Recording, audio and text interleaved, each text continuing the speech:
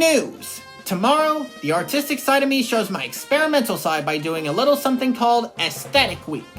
You saw a sneak preview of one of the entries in a short, but as the week progresses you'll be seeing the real thing, along with 6 other drawings featuring my Sona and all sorts of visual aesthetics. So be on the lookout for short videos based on those.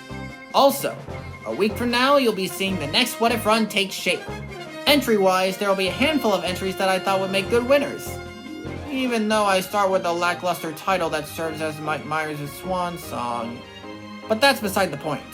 Thumbnail-wise, unlike the previous run which made use of Frutiger Metro backgrounds, this upcoming one will make use of Frutiger Arrow backgrounds this time around. So I guess that loosely ties with our previous story? Finally, regarding Sony LogoPalooza, we have word regarding 2 of Sony's recent releases, The Breadwinner and Masters of the Universe. Oh, bubble nuggets! So it turns out The Breadwinner will not be my motivator for Sony LogoPalooza 10. Normally I'd say you can't win them all in the variant department, but given that this is the current TriStar logo we're talking about, yeah. And another thing, until we meet again! Neither will Masters of the Universe be part of the display. It doesn't even have the color haze before we see those purple clouds. Anyway, in other news related to this end of the month tradition, I have made arrangements for my future editions. The 8th edition with Project Hail Mary is all scheduled and set to go for the end of June, and I put together a multi-logo layout for the 9th edition come September. Hopefully. As for the 10th edition, whenever it may be, there are some logo swap meets abound.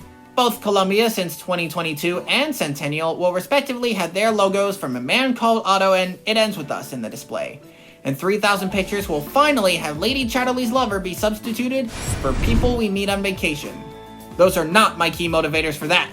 But what will be will depend on what Sony's upcoming filmography, international NGM releases included, will have on tap for the rest of the year.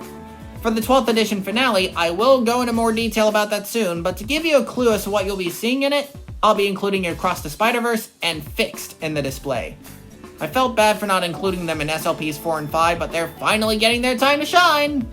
With the few films Sony has left under their belt this year, one can never be sure which one of their films will join my logo grid, but there is one thing that's for sure that all these films must adhere to. Don't get eliminated! That's all I have to say.